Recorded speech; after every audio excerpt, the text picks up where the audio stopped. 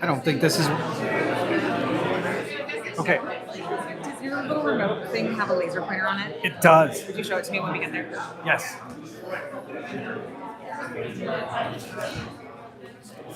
This one right here. Okay, light. It's Okay, perfect. and then if you want to, I'll advance this, and then when we get to your thing, I'll start your PowerPoint, Okay. and then this to the right, and this goes back. So, Okay. Is your computer connected to internet? Because I have that one video that I like to do that's not tested. no, but I can make it connected. Could you make it Actually, no, I can't because If not, it's I'm using my phone to. Sorry, Don't worry about it. It's fine. I could have set it up a minute ago, Don't worry about but it. maybe in the break. Wait, is it in the first part or the second part? Second part. We can do that in the break.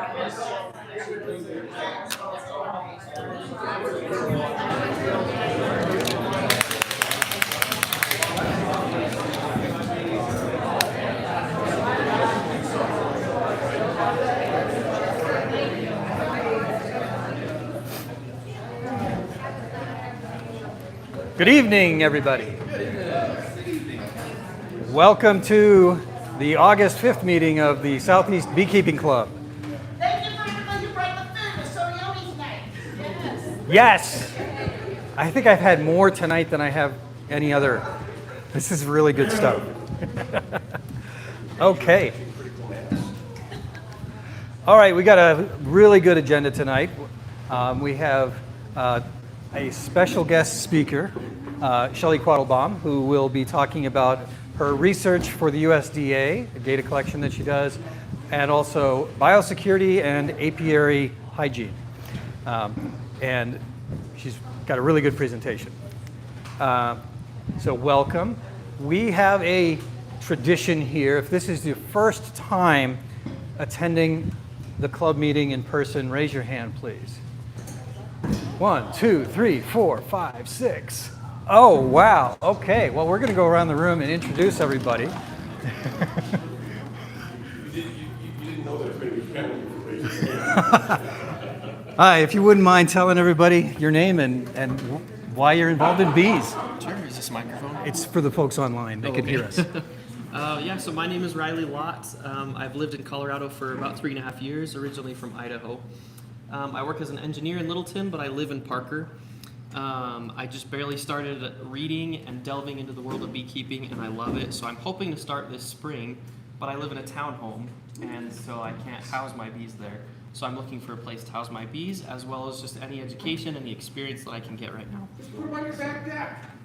Yeah, right. Exactly. But, They'll leave after a while and then come back. right.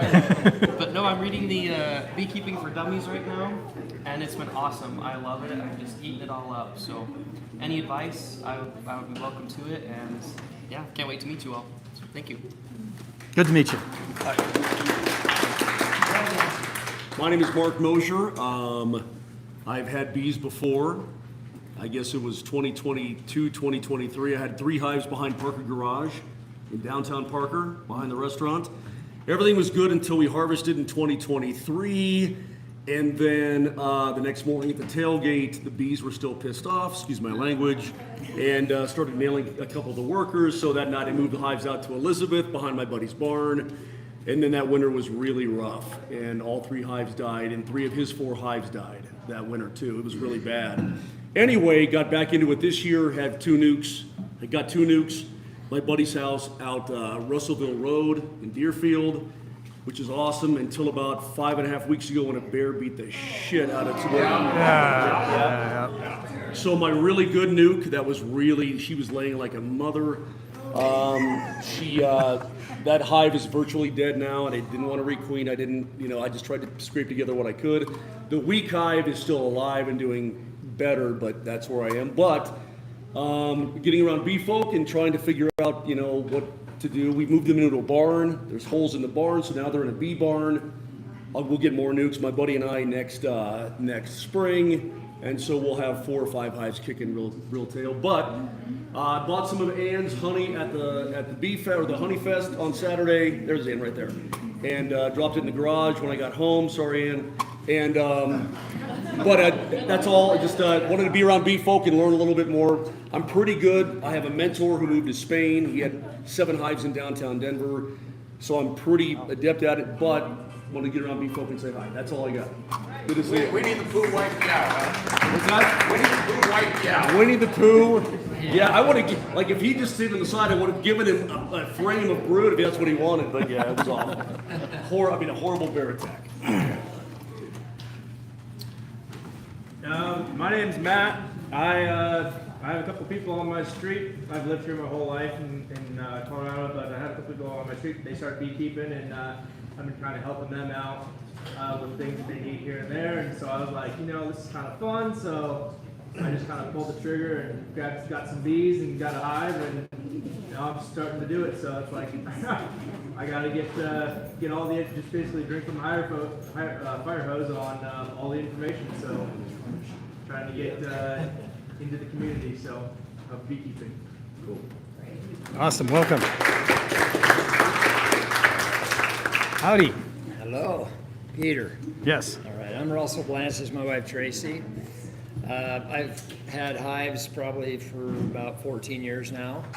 I've got 11 hives currently. I caught 2 swarms through swarm traps this year. It's my first time ever doing swarm traps, so I caught one on the roof of my building up in Denver by the South Platte River, so that was kind of fun, and one in Green Mountain. Actually got a 3rd hive in Sedalia too, but the bear took that one out. Oh. Yeah, so I made Bear a really, commiseration. really nice big bear unwelcome mat around the tree that it's in. So I just checked it today. The bear stepped on it, didn't get to the hive. So I'm just training the bear right now. So my wife is very involved too, only in that she grows all the flowers in our gardens and flowers and stuff. We're right here in Castle Rock. We're on 4 acres just up the hill here. Awesome. So anyway, first time I've ever been to a bee club meeting Well, welcome. ever. Joined the club, so see what we can learn. Absolutely. Did I miss anybody? Yes. Oh, Charlie. Sorry about that. I'm Charlie Weisbecker, first-time beekeeper. I got a hive about a month and a half ago. It's still alive, so I'm happy about that. Like Riley, I know very little about beekeeping. I got my hive from Matt Lamarche. He's been very helpful, but I'm a newbie. No pun intended, sorry. And We all were at one yeah, time. And I don't even know the lingo and the nukes and things like that. So I want to learn, hopefully find a mentor at some point just to talk through some things and then just go from there. But I'm very excited to be here. Welcome. Oh, you got one right here. Oh, wait. Trying to hide. I'm Chantel. I picked up a nuke this year. My neighbors, I live in Elizabeth. I'm 40 acres, plenty of room. Our neighbors all have everything. Nobody was really keeping bees but one guy down the street, and I decided, I was like, Kevin, you're gonna help me? And so he and I are doing the bees, but I'm trying to figure out if my Italian hybrids are gonna mix with his bees, and we're trying to figure out the different, the different ways the bees are, and then I eventually want to put like 2 acres of lavender out there, and so I've been talking to the people off of Hilltop here, Diane, about growing out there, because I mean, I've got all the water apparently, and the dry land, so that's about all I can grow besides weed, but I'm not gonna. And I figure, and the bees are happy right now, and first time though, and trying to figure it out, getting the lingo, and I mean, when I first picked it up and transferred the nuke into the thing, I thought I was like carrying about 100 pounds of something, like the first frame. I was freaking out.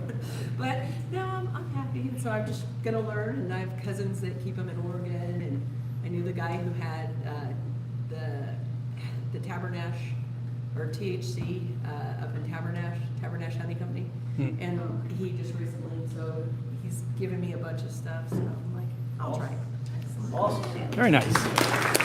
Welcome, everybody. Okay, I think we got everybody there. Excellent. You got a good crop of newbies. Newbies.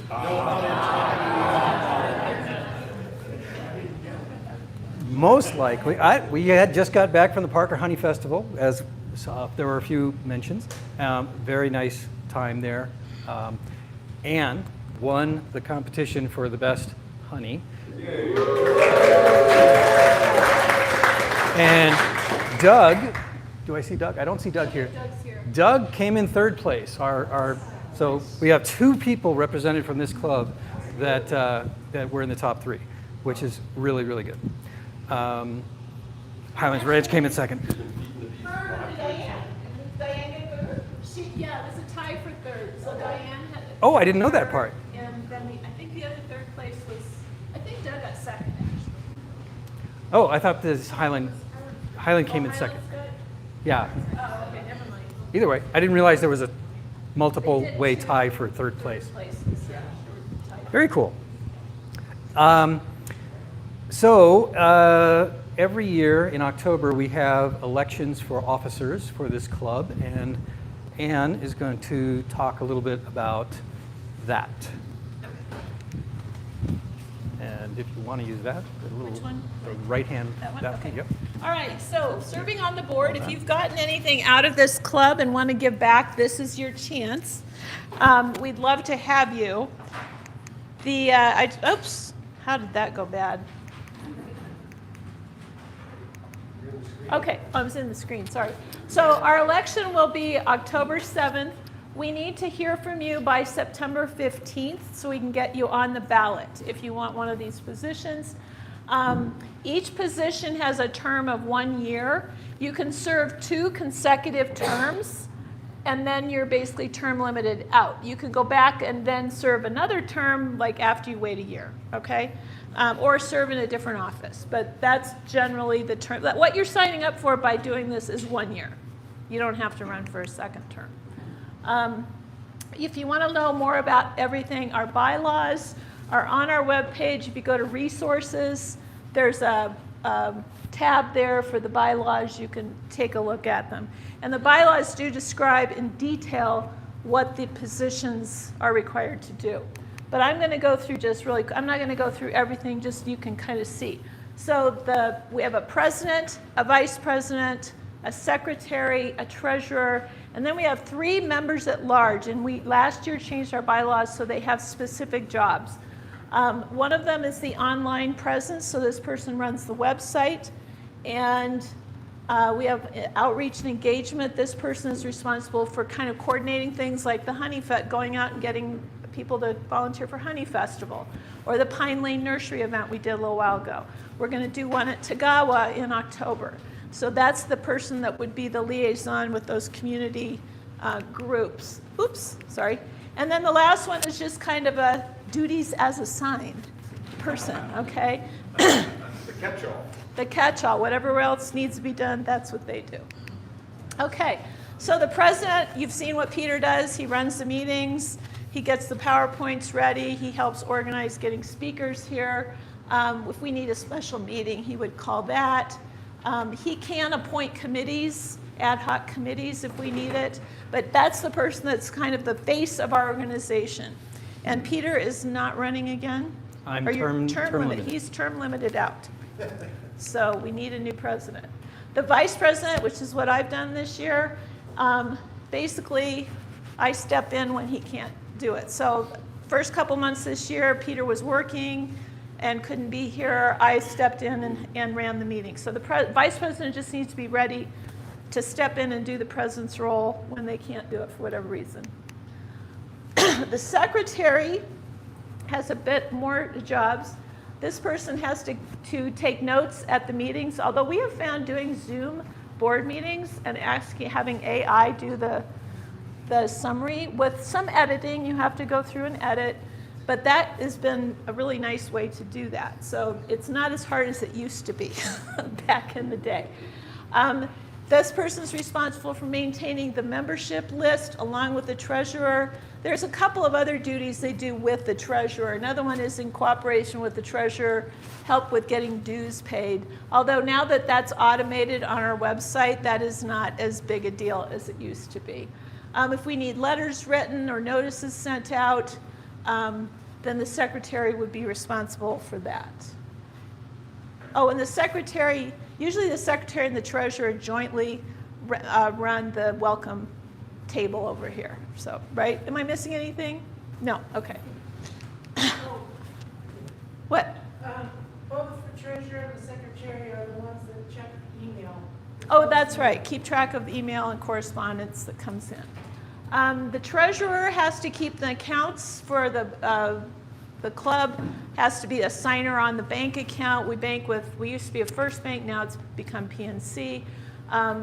So they have to coordinate with the bank, sign the checks, pay the bills. And the other things they have to do that aren't really maybe traditional treasurer things is they keep a record of all the property we own. It's mostly the stuff that's in our equipment library is what we have. And then, of course, with the secretary, does those other jobs, maintaining the member list and doing the payments. But again, that's automated. The other thing is the treasurer's responsible for sending our membership list to CSBA. And that's how you all become members of CSBA, is that through us, you pay an extra $7 on top of your dues here. We forward that on to CSBA.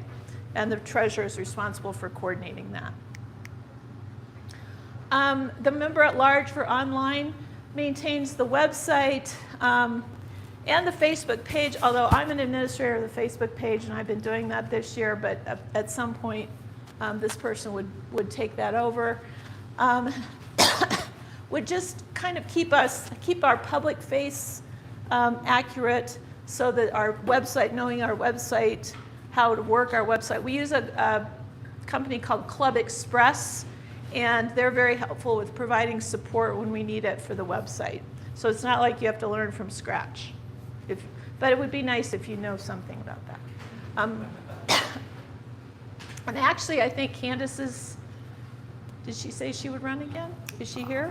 She said she was going to run again. She said she would run again. And I forgot to ask, I'm not going to run again as vice president because I am also the secretary of the CSBA, which is a 2-year term, and I still have another year. I'm counting the months.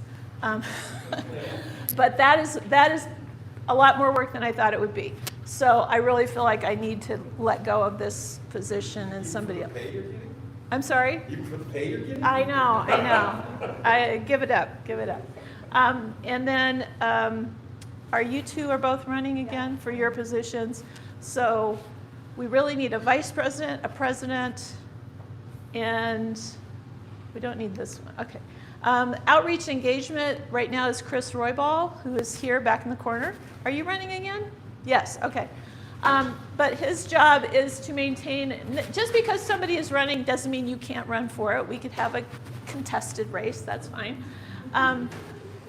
But he's responsible for the outreach to the Parker Honey Festival and just kind of connecting with businesses around the area if they want us to come and do an event for them. Sometimes we get calls from scout troops or educational organizations that want a beekeeper to come talk to them. And that's what Chris organizes. And then finally, the member at large, again, duties as assigned, and just kind of voices the membership's interests. And that person right now is Larry. Are you running again? Yes. Yes, okay. So we really need a president and a vice president, is what I guess we're saying. But anyway, any questions about the positions? Okay. All right. Thank you. For those of you who don't know, the club does have equipment for loan, and we are in that time when you might need some equipment. And if you do want to borrow equipment like a extractor, contact Doug Wilson. He's 2 miles east of Parker, and he says call, do not text, or use his email here, dougwilson@cuanschutz.edu. The reason he says don't text him is because he will not respond. He has a phone that was made in the 1980s, and he doesn't like to hit EEEESS22223 to respond. So, anyway, talking will he'll be happy to loan you the equipment, and typically, if you want to do some extraction over the weekend, you pick it up on Friday, do your extraction, return it on Sunday or Monday, and then somebody else will pick it up on Monday or Tuesday and then return it on Thursday. or something like that if it's contested or not. But anyway, you can work out the schedules with him if you need those bits of equipment. And we've got an equipment list on our website. Yes. So if you aren't sure what it is that you know, hey, I could use that. And it's not just extractors, it's also bee suits. So if you have like a neighbor who wants to see the inside of your hives, you're like, oh, well, I can borrow a suit. So that's cool too. Why do they use? Because you like your neighbors. Think of the liability, my God. All right, Saturday, August 29th, we're doing an in-apiary event. Activity is TBD, but we do have, do we have 3 hives now? 2, still 2, okay. The cool thing about this is that it's on the, it's a club apiary. It's located at the Parker Water, just north of C470 and Parker Road. And there is a gate that closes. We have to open the gate, drive through the gate, and then the gate will automatically close. And if you're not there when we go through, you will not be able to get in. So you are encouraged to arrive by 9:45 a.m. We'll go through the gate at 10 a.m.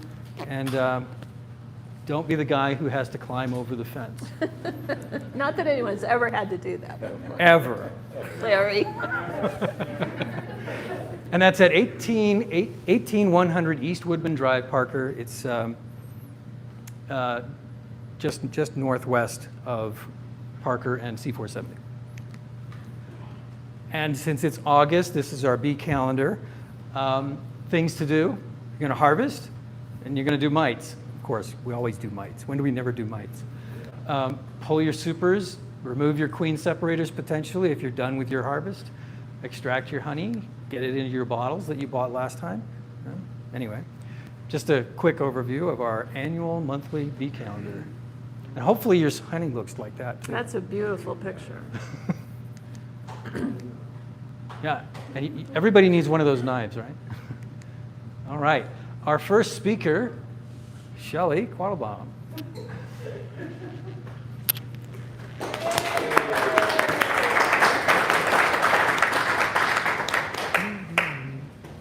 All right, let me get this open. Oh, sorry. I had a microphone on me. There you go. Yeah, let me give you that one. Thank you.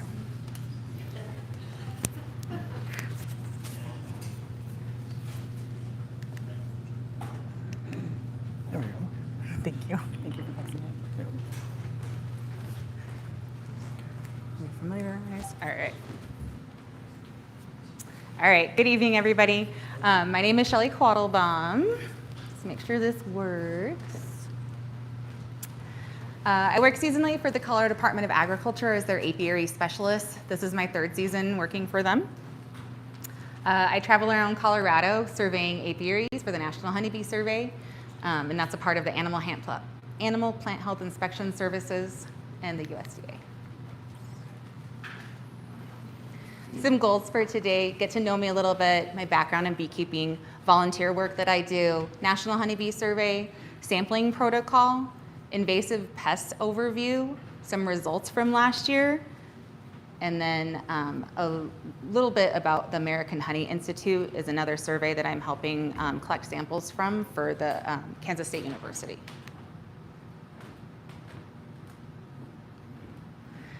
So this is my family. I have 2 girls. We just sent the one off to college. The other one's a junior. My husband and I have been married for 20 years. And he tolerates all my shenanigans, which I have lots. I love to go hiking in very remote areas to photograph bumblebees at high altitude.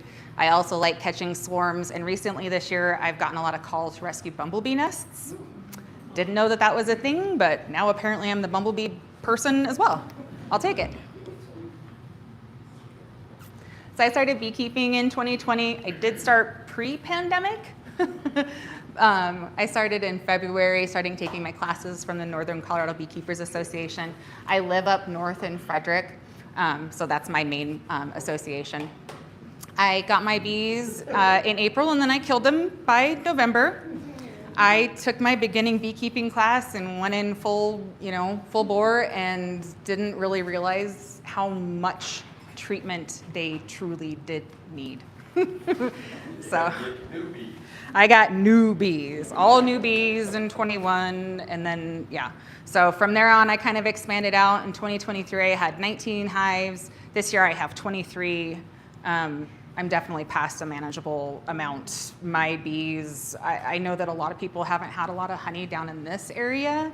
Up north, I'm really blessed to have my hives set up next to alfalfa fields. So my bees split themselves and split themselves and split themselves. Like it's a mess. I'm out of equipment. No more bees. Happy to donate. Call me. Call me. So I do sell some of my honey and some of the products from my hive. My business name is called Hops and Honey. I do grow hops in my backyard. I have 5 plants. I do harvest the hops from them as well. And I use them for different things, not for beer making though. No. You don't know what your bitterness units are.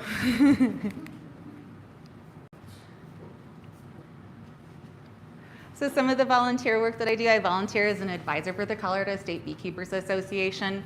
I help plan the meetings, help kind of just general guidance with the club, fill in with whatever they need at. We are hosting our winter meeting in Denver this year. November 13th, we'll have a meet and greet, and then on the 14th, we'll have a speaker, and I forgot who our speaker was. Do you remember? Dr. Peck. Isn't the meeting in Littleton? Littleton, sorry. Littleton. I also serve on the steering committee for the Colorado Pollinator Network. If you guys have not been to this event, it's usually in the fall. Used to be hosted at the Denver Botanical Gardens for a couple years, and then last year they moved it up to the CU Williams Village in Boulder. Dr. Sammy Ramsey was one of our speakers last year. This year we're going to have Dr. John Mola be one of our main speakers. And that's the 19th through the 20th in Boulder. I also serve as the Weld County 4-H project leader. I've served as a leader for 5 years. My daughter did it for several years and kind of tested out of everything, and so now I'm just a leader. All right, now on to the National Honeybee Survey. So some background about the survey. Since 2009, the U.S. Department of Agriculture, the Animal Plant Health and Inspection Services, has funded the annual national survey for the honeybee pests and diseases. The survey is conducted in collaboration with University of Maryland, USDA Services, Agricultural Research Services, the ARS lab, state apiary specialists, university scientists. The survey takes an epidemiological approach to document honeybee disease, pests, and pathogens. The survey also monitors for emerging invasive threats to U.S. bee colonies. These possible dangers include tropolalaps and apis and slow bee paralysis, although we still have that here. Lastly, we are able to test colonies for pesticide residue to assess both the variety and quantity of pesticides present in honeybee hives. That QR code will take you to all of the results from last year and all the previous years, but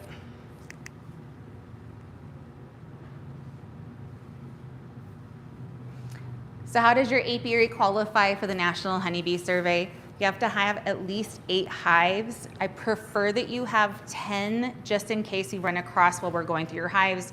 Maybe one's not queen right, or it's a dead out, or it's drone laying. So I try to have 10 hives and I'm gonna go to the apiary. I'll sample only from 8, but it's nice to have 2 extra ones just in case there's something going on with your other ones.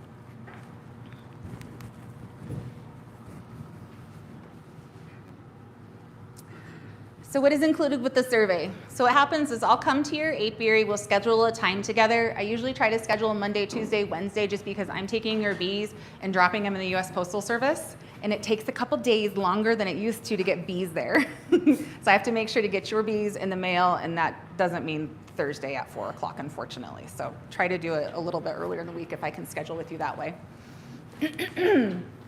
So what's included in the survey? I take a visual inspection of the apiary hive and the bees.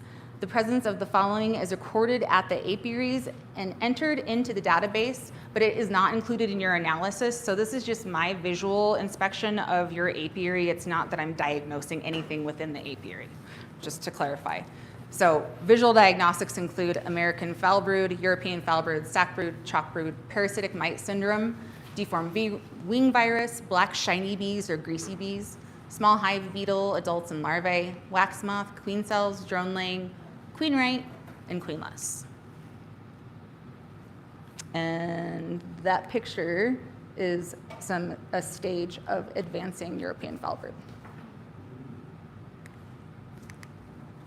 You guys are going to learn a lot more about the different diseases later on, though, so don't worry about it. All right, so when I come to your apiary, I take a quarter cup of alcohol bees. So I put bees in an alcohol container, which is this one, and then I take another quarter cup from each hive and I put them in our live containers. So the results that are given back to you guys are at an apiary level. They're not given to you per hive, unfortunately. So if you guys ask me 6 months from now, you're like, which one do you think had da-da-da? It's given to you at the apiary level. So just know when you get your information back, your varroa load's gonna be for the total apiary. All the information is going to come back at the apiary level because we recommend you treat at the apiary level if there's something going on.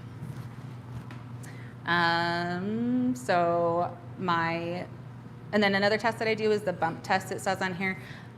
They've developed this test and they've developed different ways of doing this. Essentially, you're tapping the frame really hard into a pan and you're trying to eject brood out of the bee frame into the pan. They are thinking that if there happens to be tropolaelaps within the United States, I should be able to whack it out of the frame into the pan and collect it into one of these little silk pieces of cloth, and then they're going to do an examination underneath with a microscope, and that's how they think they're going to see the beginning starts, like beginning tropy, essentially. And then for some select apiaries, I take wax or bee bread samples. This year is a bee bread sample year, and that's the pesticide samples that I was talking about.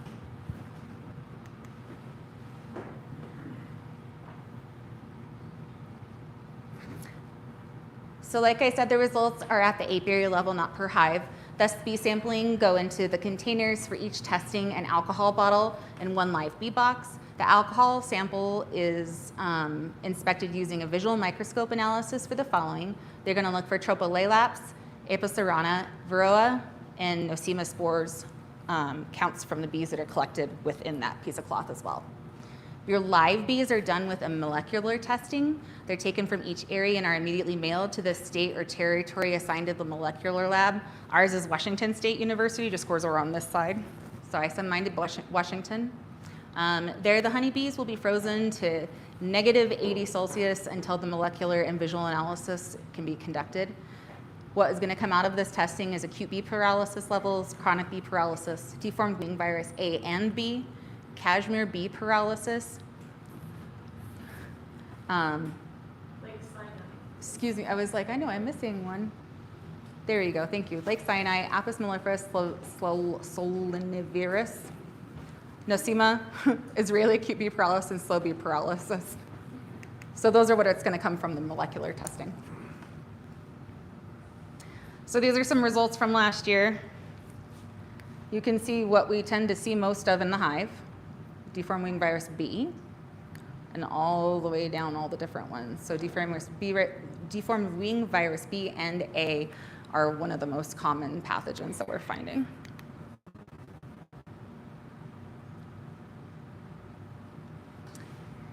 Bee bread sampling, the longitudinal bee bread sampling will be conducted in the early summer and the late fall.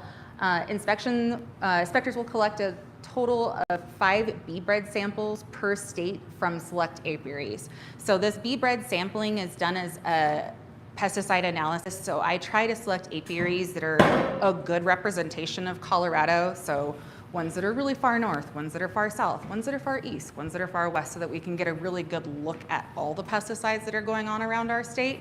I test only 5 apiaries, but I test them twice, like it says. So I test them once in the spring, summer, and then once again in the fall. I'm collecting 3 grams, which isn't a lot of bee bread, but it's important that I get minimally the 3 grams for them to from it.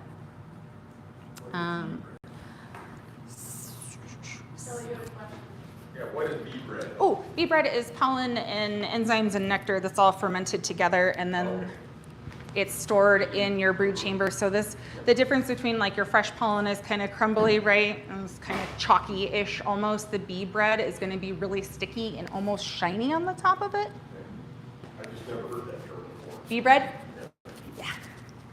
Yeah, so bee bread. All right, so in an overview of why we're testing this, acute and sublethal poisoning from pesticides can be a problem for beekeepers. A problem, ha ha. Honeybees come into contact with pesticides outside the colony while foraging nectar and pollen and inside the colony while feeding. Contacting beekeeper applied miticides or contaminated comb wax. Honeybees gather pollen and nectar from many flower sources in the environment, store it in the colonies, fermented bee bread, and feed it to developing brood. Therefore, the pesticides found in samples of bee bread is a snapshot of what pesticide that colony was exposed to in their outside environment of that time. So it's kind of a neat timestamp in your colony as well, because you're getting to see what was applied during that time frame for it. Shelley, Yes. in your sampling of that, you take into account beekeepers that are doing migratory beekeeping versus more localized, so the effects of fungicides from almonds, things like that.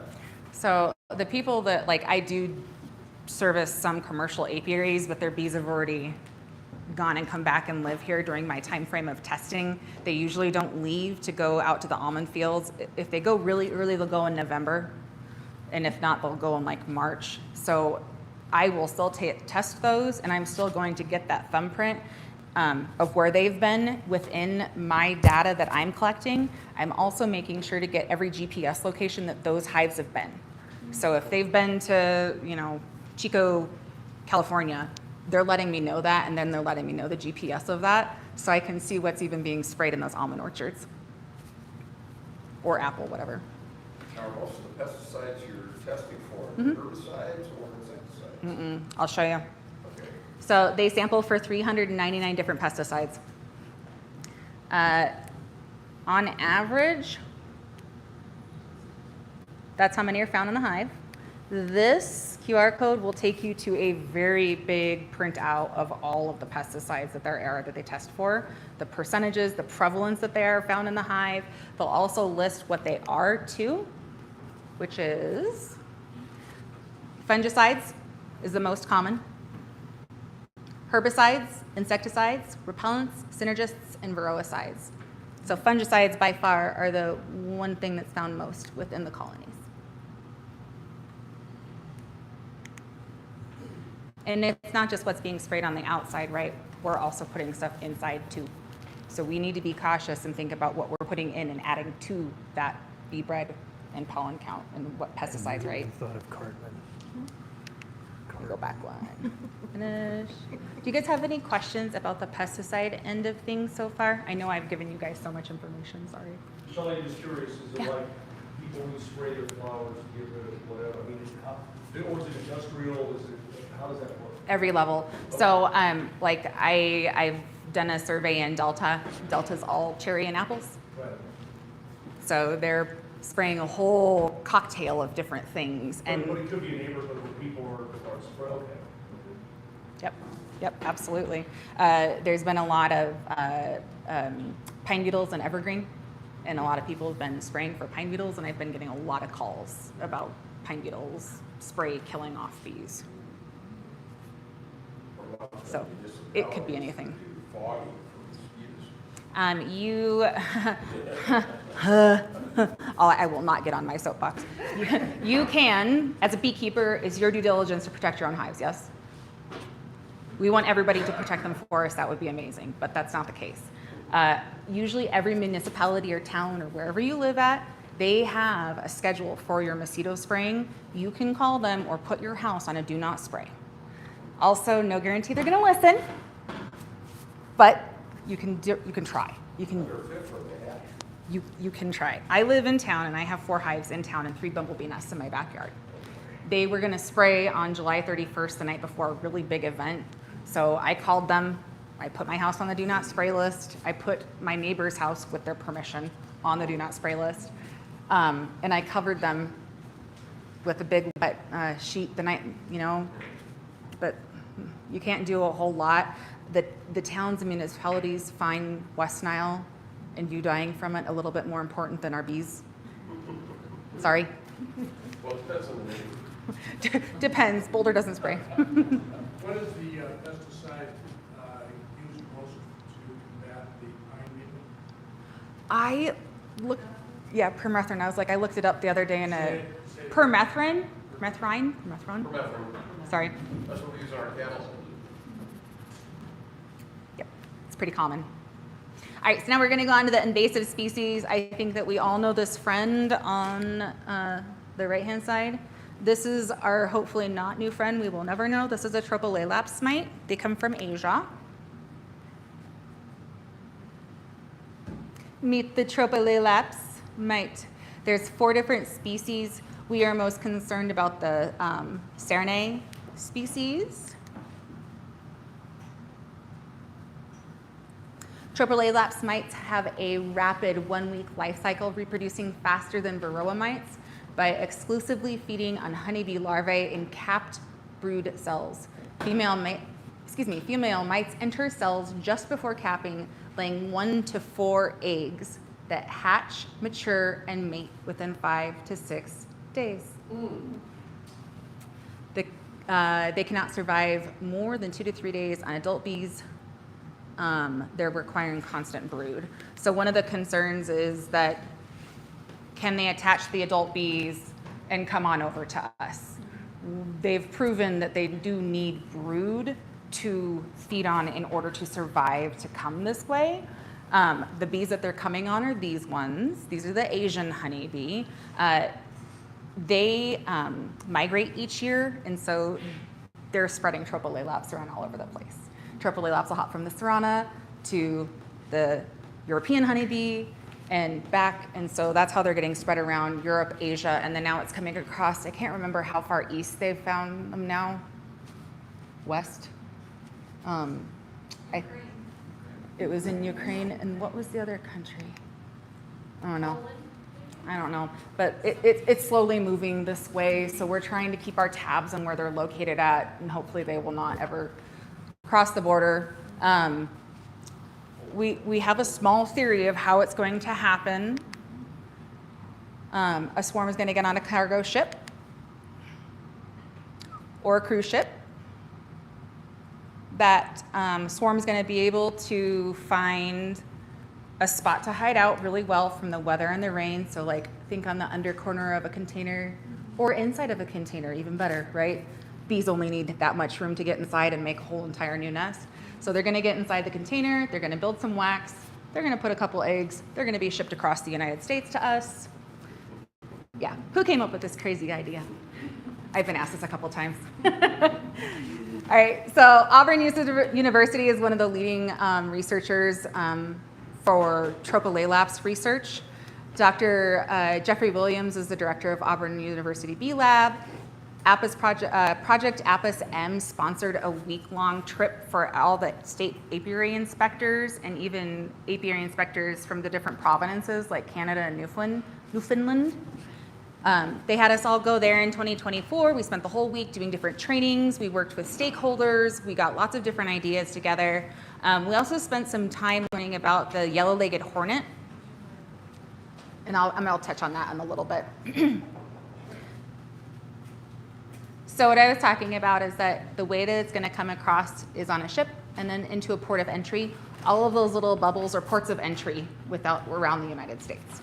So what we're thinking is that it might come into Palm Beach or in Alabama, because those are really big ports of entry. Also in Tacoma, Washington, where we've already had the giant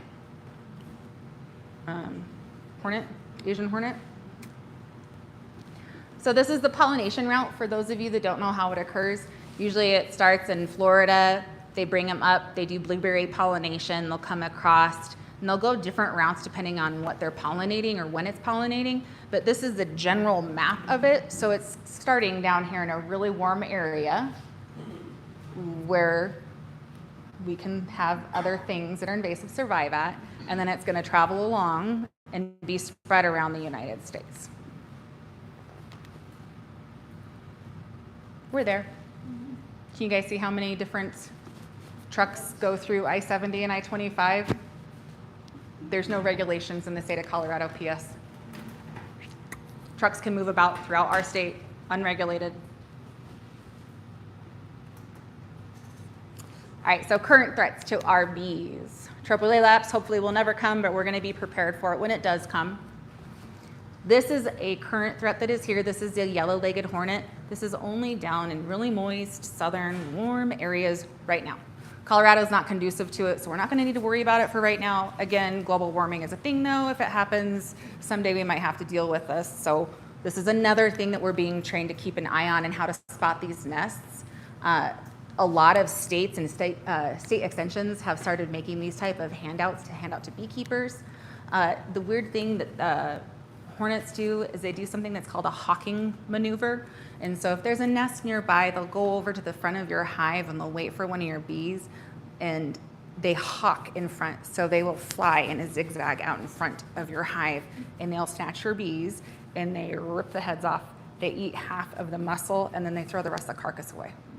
They will disseminate a hive in a very short amount of time. And these things are like half the size of a hummingbird. I have a small one I'll show you guys that's a different species, but pretty close. They're big. They're big. You don't want to mess them with your hives, and they're murdering hives down in the south. They're slaughtering them. And the thing is too, is like, it's really hard to see their hives until they're about this big. This hive is 4 feet tall. It's as big as me. They make these things freaking huge, and they make them really high up, really, really high up in trees for some reason. So there was an apiary inspector that had to have a crane brought in and pick him up in his bee suit, and he had like a pyroclastic burner like thing, flamethrower, and that's how they're treating him. Be cheaper, wouldn't it? All right, so again, not something that we have to worry about in Colorado. Any questions about the invasive species? Explain again why you're looking for Apis cerana as one of your tests. We're looking for Apis cerana because tropolelaps normally are hosted on Apis cerana. And so if we find an Apis cerana in the United States, Would we be able to tell if we had Apis, if they look different than our honeybees? yeah, I'll find a close-up picture. They have I believe it's an extra white stripe. Like there's stripes between their black and white segments. You could tell the difference. If you guys have ever seen the show Honey Hunters, like the cliff where they're like on the edge of the cliff and they're cutting the big pieces of comb off. Everybody's shaking. Watch Honey Hunters, you guys. Anyways, those are Apis cerana, but they will beat their wings together in unison to scare off big predators, and it's really cool to watch it. Like everybody's wings go together. Anyway, watch Honey Hunters. Oh, wait. Hello? All right, so on to the results from the survey from last year. This is just a snippet from one of the apiaries that I tested. Everybody has different amounts of stuff in their hives, but this is just one example. So table 1 is the clinical field inspection. This is what I was talking about earlier. This is what I am visually inspecting from the hives. I let them know they have 23 colonies in the apiary. 8 were sampled, 8 were queen right. 2 of the colonies had queen cells. Everything else 0, 0, 0, 0, 0, 0, 0, all the way down. So pretty good health colony. So my sample size, all the bees that I ended up taking from his apiary were 1,088. He had 2. I don't math very well. Anybody want to do the percentage on that? It's not shabby, right? That's not a bad number at all. I'd like to have that number, I could tell you. So row load. So these 2 things up here, it says your value. So this is what you're getting back as information. This is the national average. So the row load for this apiary was 0.02. The national average is 1.1. So he's doing pretty good. Again, we're just comparing things. No Apis cerana, no tropolelaps. Perfect, that's the goal. This is our health results for the molecular pathogen testing. So it's acute bee paralysis virus. And it says right here, which is what I like on the side, visual signs and health effects. So if your bees have acute bee paralysis, it's telling you right here what the visual signs are. So trembling, inability to fly, darkening, hair loss in thorax and abdomen. That's what we call a black shiny bee or a greasy bee. So sometimes those bees that are black and shiny and greasy have acute bee paralysis. He did not have it. The national prevalence is about 11%. And we just go down. So forgive me saying this is a new one to my survey, so I'm butchering it every time I say it. The sonoviral virus, yeah. Newly covered virus, visual signs and or health effects are not known. Like, it's so new that they're still trying to figure out what the effects of it are. But this virus has shown up a couple times now. Chronic bee paralysis, deformed wing A and B. And then on this side we have Israeli acute bee paralysis virus, Kashmir bee paralysis virus, Lake Sinai. So he actually did a test just a teeny tiny little bit for Lake Sinai virus, no slow bee paralysis, and I can't read that gray one.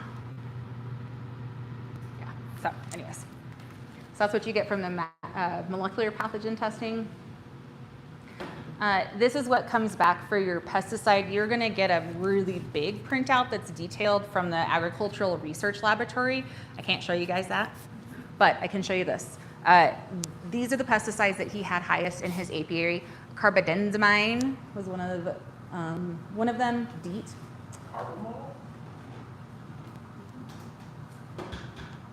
Phenoproximate. Whoops, hold on, I'll go back. Can you guys, go. This one.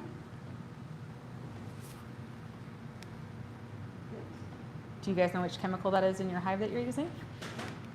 Which varroa? Mm-hmm. Same with so again, we're putting the chemicals in the hive that are also showing up in this pesticide test. Why so much 2,4-D? I have gotten stuff back in the pesticide reports that has been taken off sale for years, and people are still spraying it, still getting a hold of it, still applying it. So this is one of them. Carbendazimine is a systemic broad-spectrum benzo. Thank you. So it's a fungicide used to control fungal disease in crops like cereals, so your wheats, fruits, and vegetables. It works by dispersing microtube assembly, leading to cell cycle arrest in fungi so that the fungi doesn't grow. Carbendazimine, sorry you guys, is a systemic fungicide that does not cause acute death or immediate poisoning in honeybees at normal field levels. However, sublethal exposure triggers hidden harm, including reduced pollen consumption. That's kind of important. Disrupting energy and amino acid metabolism. It's kind of important for how our bees process everything. And it impairs neurological development, gene expression in larvae. So this is one. We test for 399, and on average, there's 10 pesticides, 6 to 10 pesticides found in each hive. I'm not trying to fearmonger everybody. I want you guys to start thinking about what's on our environment and what we're putting in our hives that's contributing to some of these things. This is one fungicide. If we're adding in a fungicide and an herbicide and a this and a that, and then we add in some of our miticides in there, no wonder our bees are dying. Like, think about it. I'll get off my pesticide soapbox for a second and carry on to something that's much better. This is the Honey Integrity Act. I'm collecting samples for this. Systemic threat to pollinators and food security, EMA drives down prices below the cost of legitimate production, creating an economic uncertainty for commercial beekeepers. It's been known for a long time that we've been importing honey from different countries. It's not been really fair to the commercial beekeepers or people that are trying to make a dollar on it. They've also not really had a great way of proving what's us, what's not us. So this is a part of helping prove that so that we can improve the finances and better standards for honey. Honey is the bees made it. We're going to test for authentication. Unadulterated honey is a functional food rich in antioxidant vitamins and minerals that offer anti-inflammatory and antimicrobial properties. Sophisticated adulteration in ultra processing violates honey's integrity. We must remove undeclared added sugar, cane, corn, rice, and beet syrup, resins in certain modes of production, early harvesting, heat filtering, or for fair markets. And this is the American. Who's going to be in charge of that? Who do you mean? The honey integrity. Who's going to be testing? His name's Jamie. I'll look it up for you. He's the guy that is the lawyer for the American Bee Federation. So there's not a governmental agency that's going to do it? Oh. No, Well, we're talking, she's asking who's actually gonna do the testing, and asking who's Oh. gonna actually do the testing. who's actually going to do the testing is Kansas State University. Who's going to do the lawyering part is Yeah, one of them that's- is. That's her, Yeah, you know yeah. who I'm talking about. What's his name? Yeah, that's her, Fran. Yeah. Fran is our, He's our. lobbyist. There we go. Thank you. There we go. Thank you. The lobbyist for ABF. It takes a But team he's effort. He helps the board of the ABF meet with the right people to try to push the law. But is there going to be a governmental oversight that's going to be testing honey as it comes into the country or anything like that? So right now, I believe. So what the goal of this is that we're just trying to get a standard I'll get the standards. set. Okay. So we're just trying so let me continue on here and I'll finish. So testing services, so what they're testing for is pesticides, viruses, contaminations, and they're doing genomic testing at Purdue. All of these are the different laboratories that are associated with the different testing. We're looking for fauna sugars and pollen, and then we're also detection for, like what I said, was pesticides and heat shock. So this is the sampling kit that I take for you guys. I take 2 50 milliliter samples of honey, and I take it from your beehive, from the frames, because they're actually doing different testing on it for genetic environmental DNA testing as well on it. So they want it from your hive so that I can get the actual environmental DNA along with it as well as the honey and the pollen and all the other things. So I take 2 of these and it's shipped off to Kansas State University. They're gonna assess all the honey. They're gonna come out with a standard. Then that way, for everybody that donates, they're getting, again, a little thumbprint of where you live at, what pollen's in your area, what your bees are foraging on, what pesticides there are.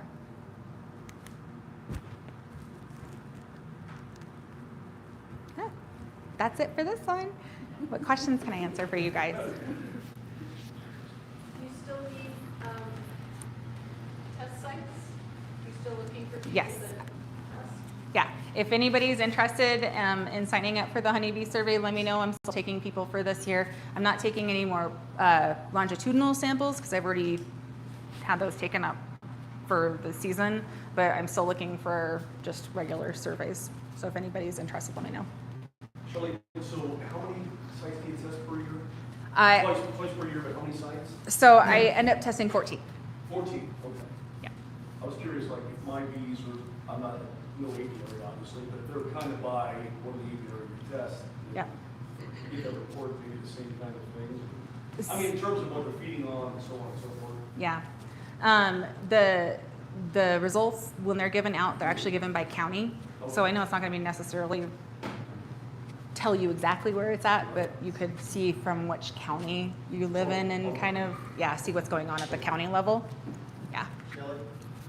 A while back I read an article that quasi-linked beekeeping popularity and increasing popularity over the years to reduce populations of native bees. Of what bees? To reduce population of native, Oh. non-honey bees. Does any of your work or research dovetail with that as far as overall health of the populations of Colorado's feral bees? Yeah, unfortunately. So his question was asking if my survey took into consideration the effects of honeybees on native bees. It doesn't. Unfortunately, it doesn't. But there are a lot of people doing studies on that, and there's a couple at CSU that are currently doing that. So there are people doing it. They're trying to, share the effects of how honeybees are affecting all the pollinators. But yeah, unfortunately, my study doesn't look at that.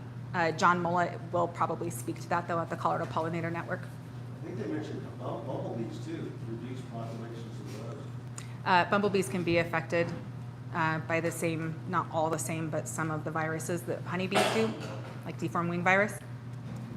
It's pretty sad to see a bumblebee without new wings. Yeah. So, all right. That's my contact information. I have another talk, so you're not getting rid of me so easily.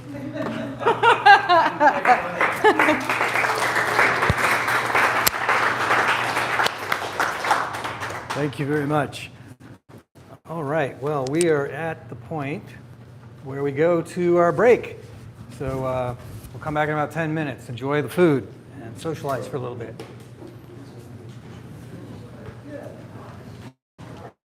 I didn't consider how long I talked for, nor my other one. What did you guys stay till? Oh, Okay. yeah. I haven't given my other speech that I'm going to give yet, so I have no idea how long. So if I start taking a lot of time, like... So we're gonna go with Peter. So she hasn't timed her second speech. So if it's... Get the little hook. Just so you know, when this light is green, it means it's paused and it's not turned on. It means you can talk freely. You're not on a hot mic. Oh, no. So No. is I that just turned it off. Oh, okay. I was like, is it that way off? Okay. No. I know. I was like, oh my gosh, I'm so sorry. No. I just now turned it off so that I wanted you to know you can speak freely and nobody online can hear you. Thanks. So what time do we want to wrap up? What time will we? Well, normally we go till about 8:15. Well, wait a minute. No, we'll start in like 7 minutes from now, because they'll do their thing, and then 8:05, and then we do our end of the meeting stuff. Okay. The raffle. All right. If I start taking too long or yapping too much, No worries. Did you want to? Oh, yeah. my blouse is open. When I went to go touch the microphone, I popped it open. I'm sorry. I was like, hold on a second. I'm trying. You have overruns or you catch a swarm or something. I have all the boxes. You have equipment. I have equipment. I don't, I have some empty frames. Yeah. And I have some in really good shape frames that I've been storing in the freezer that have foam in it. Okay. So I'll email you. Yeah. But just know I'm happy to buy it for whatever. Yeah. For sure. But if you come up with that, you mentioned that. So Yeah. No. Yeah, please. I live in like the Tech Center area, but really near Cherokee Reservoir, and Okay. I could put probably. Well, I have the equipment for one more hive, and I'd love a second one just for the health. It's really good to have Yeah, two that's what I hives. heard. It is. I'm It's like, really good. Yeah. I brand know. new. But ultimately, I could probably put 4 or 5 or 6 in my backyard. I sit on a third of an acre. Or is that too dense? No. If you're, how much property do you have? It's a third of an acre. Right near Cherokee. And it depends on what you have going around you, but Keep it at 2, you think, or? I think it's probably better to do 2 in an area. You're down Cherry Creek. I'm thinking Chatfield. Yeah, no, Cherry Creek, and there's sort of a green space and open space that's just across Dayton Road. It's basically Orchard and Havana, Orchard and Dayton. So you probably have like 25. forage on.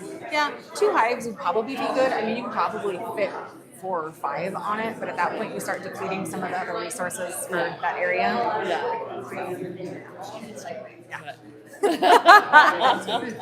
right. Cool. Yeah, reach out though. Don't hesitate. Okay. Reach Yeah. out. Okay. You guys make any recommendations on planting for pollinators? Not my best wheelhouse, but there's a lot of people that better suit you. Website, they have a great list of Okay. native plants for pollinators. Because in 2020, I got out of the cattle business after 33 years. And I still have my seed drill and stuff, and I've been, improving the pastures a little bit. manure, a lot of harrowing and fertilizing and stuff. And I got a chance where I can go out with a no-till drill and hit it for whatever I want. You can apply for seed, help my brain, grants. Oh, You really? can apply, yeah. Okay. For pollinator plants. Yeah. Like you specifically, if you have bees, Through what? I'll find it. Who the hell is Co-op it? or- No. It's a national organization. Soil Conservation District. APIS-M has a little bit of it. Project, PAM is what it's called, Project APIS-M. They'll have information, but I think it's the Pollinator Network, which I know doesn't narrow it down. No, but a few searches will help. But yeah, look up. There is absolutely grants out there for seeds, and they will finance. Like, Because I got 3 different boxes. you know on what the I'm drill. talking about. Yeah. I got 3 different boxes on the drill, so I can handle just about any kind of seed, everything from the alfalfa dust to the large Hey, stuff. you can get free. That works for me. You'd be, and then I was gonna say too, I don't know if you've ever gotten your soil tested to see how it renders out. Oh, about every 4 years we did, because I would sample the soil and then based on how many cattle were on there, any hay it produced, what manure we put on it. I kind of keep a track of how the soil was going. Yeah, you need And then to. every 4 years I go out and take the cores and send them into the labs in Kansas. And, A pen. I Colorado need to State sign my University name. offers it for free here. Oh, okay. If you're ever interested. Okay. Seeds for bees. Yeah, seeds for bees. Like, yeah. Okay. It's on. I'll look that up then. Test something. Right now is about the time though. Normally we would recommend seeding in the fall. I was gonna say. October. I think right now they're gonna maybe they're opening up the applications for Right. spring. Yeah, I would think so. Seeds for bees and multi-year program. First year quotas qualify for up to $2,500. And what is it that she did? That's not bad. Volunteered? So I only have 40 acres under the drill. She was at the honey. Beekeeping operation. What did she do? I think it had. I don't know. Because Plant no less than 6 missed half acres the of meeting. cover crop. Oh, that's well, no less than 6. You have to be in California. That's not who. I know Nicole's not there's sitting next to another one Ann right now, is she? then. No, Nicole's in the black shirt behind you. Oh, that's Nicole. That's Nicole. This one's for California. I know what I'm she sure did. there's other ones out there. Yeah, I didn't know Well, that there was limited. I know what she did for I'll Ann. start looking She around. sold all Ann's honey. I know, right? Good enough. Yep, absolutely. All right. Well, okay. Now that I know the name, Strictly for- I have a face and I have a name. My problem is I hear names and I don't know who they belong to, and then I have the face and I don't always associate. And then if I get it, if I don't use it often enough, it fades away. I think that's called old age. I don't know. It's gonna go, so I'm really hoping that I happened when I don't was in my overload 20s. people because I'm gonna go like all over the place. All right. I think one more minute and then I'll call it. Okay, what's Dr. Ann's last name? Pasek? Pasek or Pasek? Pasek? P-A-S-E-K. P-A-S-E-K. Okay. How would you say it? Pasek. Okay. Yeah, Pasek.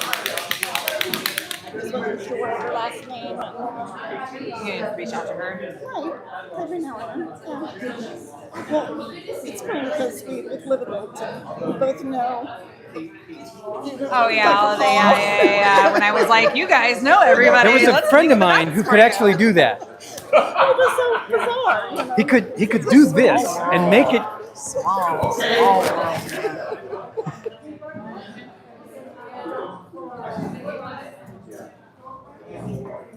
It was amazing to watch. I'll tell you that.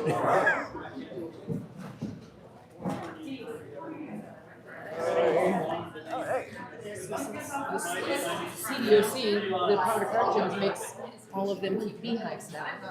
Say that again. The Department of Corrections is now making each of the prison facilities keep beehives. I connected my computer to the Okay. hotspot, so you Thank you. got internet. I want to hear more about that. My husband's a brand new beekeeper, and they're like, you can be it because you're the only one with an experience. Now he's a beekeeper. He's got volunteers. All right. Welcome to part 2 of our August meeting, where we where we move smoothly into the second speech. Smoothly. By the same wonderful speaker that we had in our first part. So thank you very much. Thank you. All right, so I'm going to be really honest. I have not given this speech yet. You guys are my first trial, and if it's a little info overloaded, I'm sorry if I melt your brains just a little bit, but try to keep with me.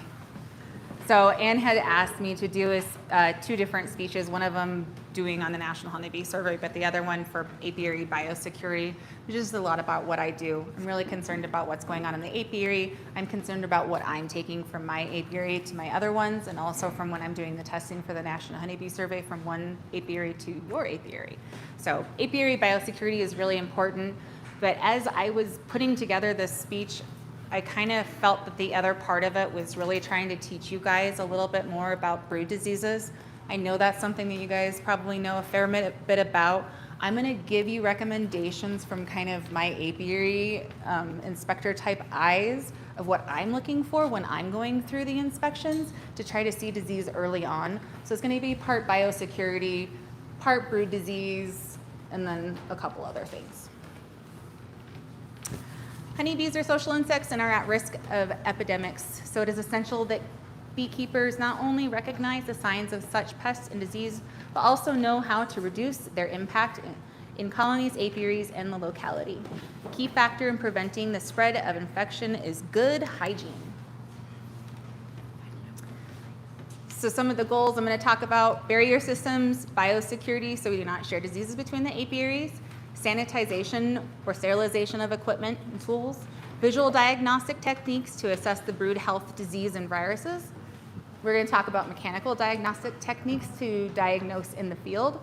And then we'll starts with good stock VHS queens. We're going to talk about a Harbo assay so you guys can figure out if you have hygienic stock or not. And then we'll also talk at the very end about Varroa mite management. So what is a barrier system? So if you imagine you put a little bubble around your apiary, right? Wouldn't that be amazing if we could just keep our bees protected and, right? It would be great. Not reality though. So we are going to think in a different way. Each one of our apiaries, think about it as its own little life, its own little world. So if you guys, this is also maybe applying to people with a couple more bees than just one or two. This is maybe like 5, 10, 15, 20, right? So if you have more than one apiary, you're going to want a separate set of tools per apiary that you go to so that you're not spreading the disease from your one apiary to your next apiary. Now, if you guys only have 1 or 2 colonies, you can definitely take your hive tool and sterilize it, or you can alcohol between your 2 hives if you want to be really safe. Normally, you're okay to keep everything at the apiary level. So we're talking about just keeping things kind of all in one spot. So if you do come across any issues later on, you know where they came from. You didn't take that tool from your one apiary to the other, and now all of a sudden you don't know which one was sick, right? So barrier systems separate a single hive, group of hives, or enter apiaries into separate distinct units. So if you have one apiary on one side of the town, it's a unit, right? So you're gonna have all your tools for that one unit in that little bubble. Once the units have been defined, interchanging of bees, honey, and hive components between the units is prevented. Don't do it. Have one tub, have it labeled for that apiary, gloves, tools, smoker, everything, have it labeled for that, use it for that one, have another tub for the other one. A well-managed barrier system will contain potential spread to within defined apiaries and enable you to trace both the source and spread of a disease, which will help with management and eradication efforts. So if you had one hive with European foul brood and you wanted to beef up a hive in another apiary and you took one frame from here and ran over to the other one and you're not keeping track of things, guess what you just did? Spread European foul brood to all of your beehives as you're not keeping track. So, units. A barrier, let's see here, excuse me, where am I at, you guys?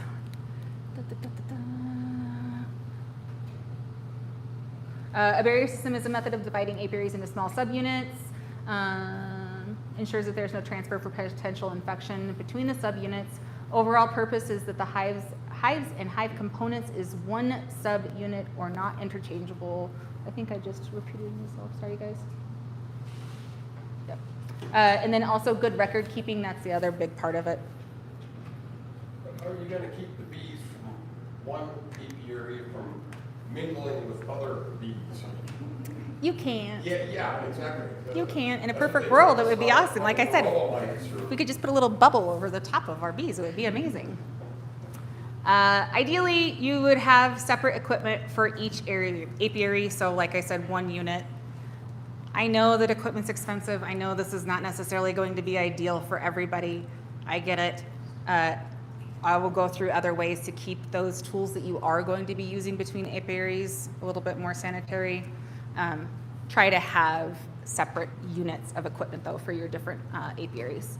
Also, buy new equipment when possible. Is most of the equipment autoclavable? Wouldn't that be nice? Your hive tool is. You can stick your hive tool in an autoclave. A major method of disease spread within the apiaries or between apiaries is through the transfer of infected materials between hives prior to disease symptoms being detected. So how many of us can just look in our hive and be like, I don't see anything, they're fine. Yeah. Just because you do not visually see symptoms does not mean that there isn't something going on in your hive. Usually by the time we see symptoms in a hive, it's so out of control that we can't really get it back under.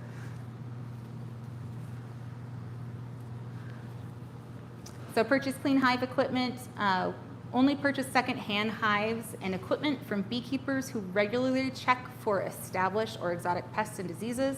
If possible, examine the colony and hive parts before purchase to ensure that they meet required standards and are pest and disease free. You can check for scale on the bottom of hives. So if you're going to go over to somebody's house and they're going to give you some bee frames, you can see scales sometimes in the bottom of the cells, and that will tell you if they've had a disease in their frames that's been harbored in there. There's 3 different types. There's sac brood, European foul brood, and American foul brood, and all of those will form a certain type of scale within the cell in your beehive. So if you go back and look at old frames and you can see dead scale on the bottom of it, you know you had something going on in that hive before you actually knew what was going on. What scale look like? I'll show you a picture. Sterilize, irradiate secondhand beekeeping equipment before use in your apiary. Our state does not offer any type of sanitization. Some other states offer irradiation, so like they have a mobile irradiation unit that they will come and irradiate your hives. We don't have it, and it's become less and less popular just because of cost and, well, radiation. All right, clean apiary equipment regularly. Clean smokers, hive tools, and other apiary equipment of any accumulation of wax, propolis, propolis and honey before commencing work at each new apiary, particularly if any pest or disease is suspected. Sterilization method. There are several methods for sterilization described. One of them is a heat sterilization, and the other is a chemical, and then of course irradiation. This QR code will take you to a very lengthy PDF on how to sterilize and take care of all of your hive equipment. So disposing of waste materials effectively. So how many of us have burr chrome or something across the top of our hives and we do a swift like, and then just shuck it right out the back? Or do a like, and it falls to the ground, right? So then we turn around and then we step on it. And then we truck it to the next bees or the next apiary or back to our house or into the bee store, hopefully not. But we need to be thoughtful about what we're doing with our trash in the apiary. So even our gloves, we don't want those flying around because those have contaminants on them. We don't want to leave around old brood frames that are empty. Even if there's not food in them, we still don't want to leave those out in our apiaries. Those are going to get robbed and they're going to cause more problems. So think really hard about what you're just kind of passively doing, like shucking the wax off of the top of your beehives and leaving it on the ground.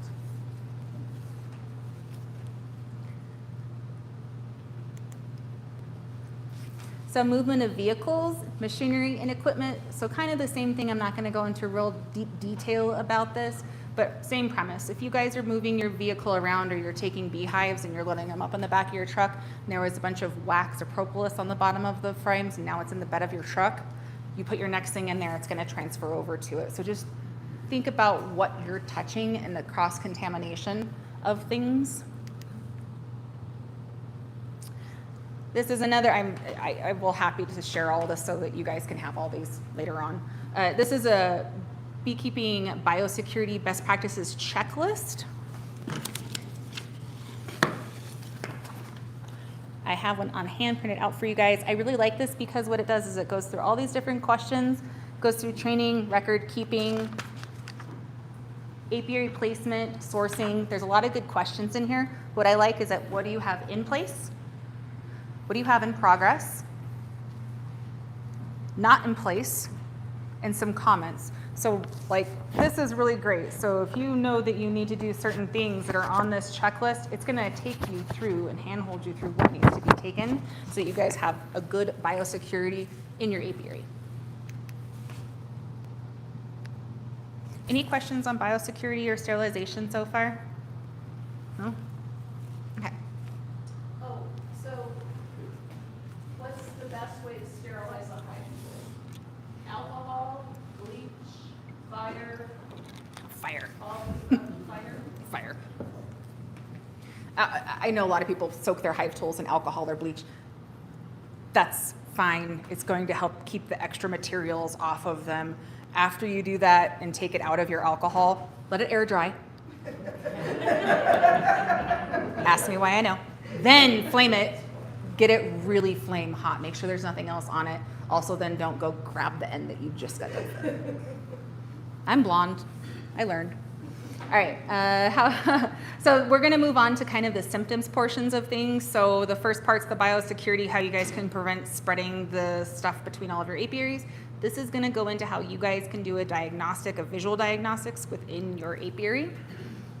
Bees show us when there is something going on in the hive, sometimes in really big ways, either by temperament, right? They'll follow us back to our house, they'll dive bomb us, they're gonna get really aggressive. That's one sign that maybe something's going on, either inside the hive or in the environment.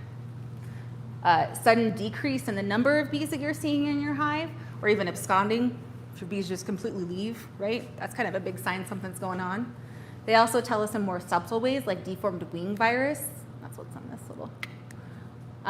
Or repetitive requeening events. If you guys haven't educated yourself on black queen cell virus, that's another thing that they're starting to figure out what's inhibiting our queen production and how well the hives are making their queens with this virus. Then there are very small ways that the bees are showing us that something's brewing, but can you see it? Remember, all of those diseases I visually assess for in the National Honeybee Survey. I'm going to show you my tricks to seeing the smallest of indicators to help you have a better apiary, biosecurity. Next to the varroa mite, the beekeepers are the biggest vector for disease and virus. So what is the first thing that you guys look at when you pull a frame out? You guys know? Queen, okay. What else do you guys look at besides a queen? Are you looking at the, okay. So usually what I start with is like, I'm gonna look at the really big picture first and then kind of zoom in. So the very first thing that I'm gonna look at is hopefully seeing something like this, where there's a really nicely condensed and filled in brood chamber, right? Up here, you're hoping that there's some pollen, bee bread, honey, stores all the way around. This looks like a pretty healthy brood frame though. There's not a lot of holes in it. There are roughly 3,000 cells per side, one side. A queen lays roughly 2,000 eggs a day, just for reference. A solid compact bullseye pattern with 90% or more in the central cells is filled is ideal. It displays a smooth graduate layout of eggs, pearly white larvae, and slightly domed tan caps, brood indicating a strong queen and a thriving disease-free bee colony. So that looks happy, right? This one, not so happy, red flag. This one was what we call shotgun brood pattern. Shotgun brood pattern is beekeeping is an irregular, spotty layout of capped brood mixed with random empty cells instead of a solid brood chamber. Nectar clusters of developing bees. The comb looks speckled or scattered, resembling a shotgun brood pattern. And you also might be able to see that there's some pinprick holes in some of the cappings as well. Also another sign of disease if we're seeing pinpricks in the cappings. So convex, concaved. Our cappings we want to see, a healthy worker brood pattern is easily to recognize. Brood cappings are medium brown in color. They're convex with no punctures. Healthy cap worker brood normally appears as a solid pattern. Only 10%, 10% uncapped brood. So if you guys are looking at your brood frame and there's about 10% of them not filled in that frame, that's normal. So you have concave cappings where they're sunken in. Sunken cappings typically indicate that the brood underneath has died, often due to disease like American foul brood, European foul brood, or parasite damage like varroa mites. This is definitely not what we want to see. So you're asking about what the scale is. So you can see on this brown right here, and brown right there, and some here. So what you're gonna see is it being almost smashed, so it looks like a dehydrated bee in the cell, and it's with American foul brood, the bee's tongue will be stuck out and it'll be plastered to the side of the cell. Sac brood usually dies in the bottom of the cell. So depending on what disease you have and where that scale is in the cell, you can tell what the frame had before. I know that's a lot, sorry. Yeah. Becker shotgun, is that an indication there's something wrong with the brood? It could be. That you're something wrong. So it's an indicating sign that something is wrong right away. So either your queen's not laying right, or you have a hygienic hive and they're detecting that there's something wrong with the larvae and they're pulling it out at a rapid rate.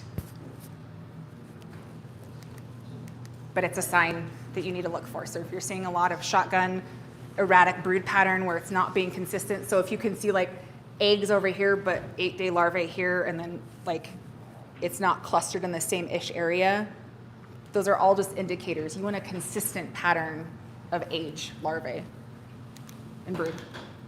So another thing that we look for is chewed cappings. It's really jagged around the edge. That's how you can tell that it's being removed. Jagged edges show chewing of the cappings, indicating that the worker suspected something wrong with this pupa. This pupa is post 7 to 11 days capping, so she's almost got her purple eyes. And this is why I brought this thing for you guys to see, because most of the diseases that are affecting our bees are happening just before capping or they're just after capping. And where they're doing this at is at purple eye phase, which is what that picture is showing. So that bee was about this day old, 14. So it's important to know what age your brood is at as well. So by learning how to tell what color the eyes are and what phase they're in, you can kind of tell what's going on as, with them too. You guys can see this little guy right here. That's a male varroa. I did not see that, and I took this picture probably 4 or 5 years ago. I did not see that until I put this presentation together to find chewed cappings, and I was like, hey, look at that. Ha! There's something wrong with them. No wonder. So brood shape and orientation starts off as an egg, goes all the way through. Larvae should be in the bottom of the cell in a C shape and swimming in food. Larvae should not be twisted or corkscrewed, meaning like a tail, like the head and the tail are passing each other like a corkscrew. You don't want to see brood doing that or larvae doing that. That's another indicator that there's something wrong. So you want your brood, or your larvae, excuse me, in the bottom of the cell, swimming in white brood food. So the way that bees get fed, eggs do not get fed as they go through an end star. Early larvae developments from 4 to 6. Nurse bees feed the newly hatched grub nutrient-rich royal jelly.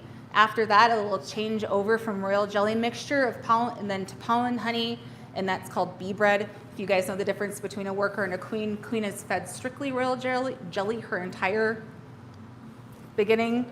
All bees get some royal jelly. What switches it off is that they start getting different food from the queen. And so that's what makes a worker bee. Early signs of EFB can be seen in the food. Off-white to yellowish is a brood food indicator. So if you guys are looking at your brood on the bottom, you want to see this, right? You want to see some nice white, a lot of the royal jelly that they're sitting in. You want them swimming in a pool of it. It looks like they accidentally knocked this frame and a larvae slid down, but it should be sitting right in the very bottom in a nice white color of royal jelly. If you're seeing off-colored brood, so this is my little coffee scale, you should be here, maybe not even here. If you're seeing something that's like this, that your bees are sitting in, there's something diet-wise that's not right in their diet. Something's going on within their diet. We don't know how to diagnose exactly what it is, but we're using this as another red flag indicator. So if you guys are seeing off-colored brood or off-colored food that they're sitting in, it's another thing to just investigate a little bit more. Scientists have discovered that over 24 to 30 honeybee viruses, and many of them include major ones like deformed wing virus, black queen cell virus, sac brood virus, chronic bee paralysis, can all be found in shared food sources, pollen, honey, or nurse bee glandular secretions. So again, we're talking about what our brood should look like physically, the shape of them, the anatomy of them, and then the shade of them. If you guys are seeing larvae that's discolored, not good. If you guys are seeing pupa that are discolored, also another red flag. So white, white, white. About here is when they start turning color.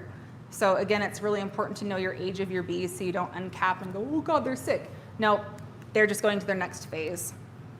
So white brood is what we should be seeing. The bees go through 6 molts or sheddings within their cell. The first stage molt happens when the egg hatches. 4 more larval instars occur as the grubs grows rapidly inside the open end capped cell. The final transition into pupa, and then an adult accounts for the remaining molts. Completing the 5th one, larva, pupae, and phoretic adults should remain white to off-white in color. And in the final days, the bees go through something called a melanization, and that's where the eyes come into color. You get a purple eye, and then finally you get your bee.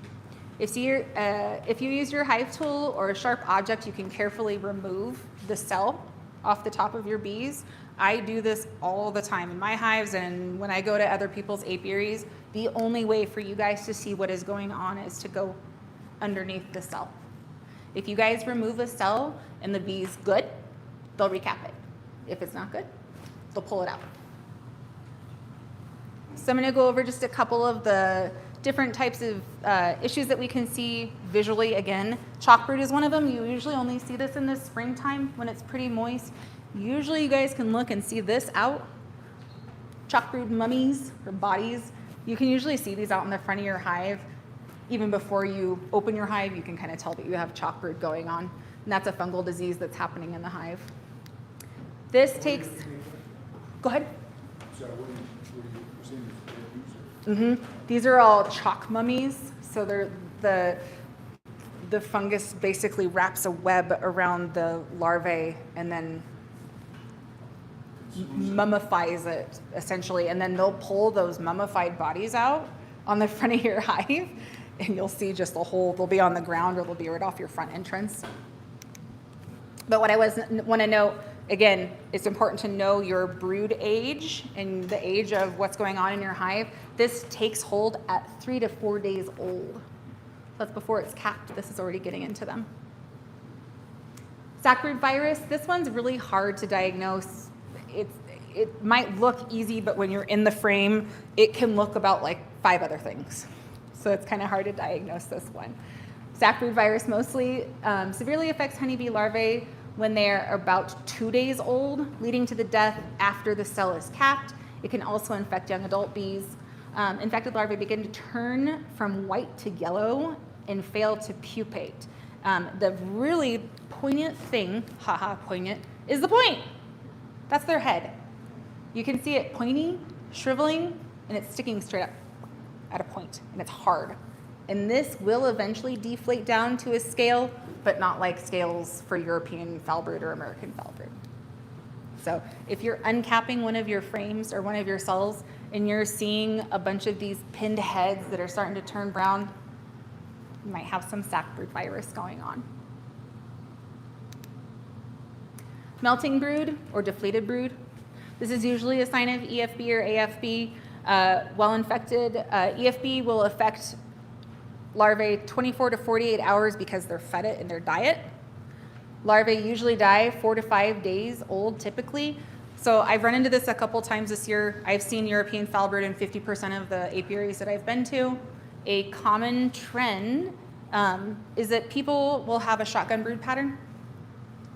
And they're like, I don't understand. Only my 4 or 5 day old bees are missing. I'm like, oh, that's weird.